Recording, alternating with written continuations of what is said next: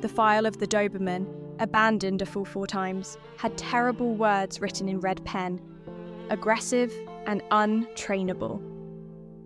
Everyone who saw him changed their path, but I could never have guessed that this 95-pound dog, labelled a monster, would save my daughter from death. When we entered the shelter, Shadow had been living in that iron cage for exactly 857 days. 4 different families had returned him to the shelter. The first family abandoned him because he was too energetic. The second family abandoned him because he scared their neighbours. The third family could only tolerate him for 12 days. The last family left him on the doorstep one Saturday morning and ran away without even looking back. When I first saw him, he wasn't wagging his tail. He wasn't looking at the visitors. His spirit seemed completely gone. I was 6 months pregnant at the time. My husband David wanted to adopt a small, harmless dog, but then a huge Doberman caught my eye.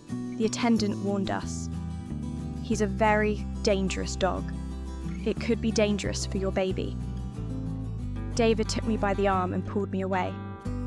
"Let's go," he said. But I didn't listen to my husband. I knelt down. That monster dog, which hadn't communicated with anyone for months, approached me. He pressed his nose against the iron bars.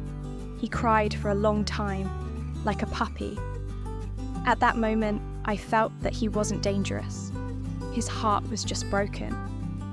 The first week after he came home was like a nightmare. He was afraid of loud noises. He was afraid of being abandoned again. He constantly stood guard in the hallway. But one Tuesday night, he behaved very differently. As I was lying on the couch, my baby kicked me hard in the stomach. It hurt so much at that moment. Shadow ran over to me. He gently rested his head on my belly.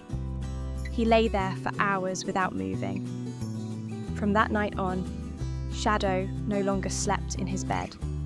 He slept wrapped around my belly. The doctors warned us. My mother begged, "He's a Doberman. He's very dangerous. You're putting the baby at risk. Take him back to the shelter." But I had seen Shadow's heart. I couldn't abandon him. My daughter, Mila, was born, and when we returned home, something surprising happened. That so-called wild dog never left the crib for a moment. On that cold February night, the terrible event that changed our lives occurred. At 3:57 a.m, Shadow was barking loudly. He was running around the house. This wasn't a normal bark. It was a cry full of pain, panic, and help. When David jumped up and ran into the room, he saw Shadow at the crib. He found him barking like crazy. When they looked at Mila, her face was turning blue. She couldn't breathe. A soft piece of the blanket had blocked her throat. When we got to the hospital, the doctor's words were terrifying. If we had been 10 minutes later, Mila could have died. Shadow saved our baby's life. He protected her from death.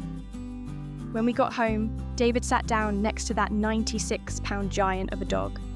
He hugged him and cried like crazy. You weren't a monster, son. You were just protecting her." Mila and Shadow are now inseparable soulmates. He looks at my daughter with admiration and protects her. That dog, declared unwanted by 4 families, who spent 857 days imprisoned in a metal cage, is now my daughter's guardian angel.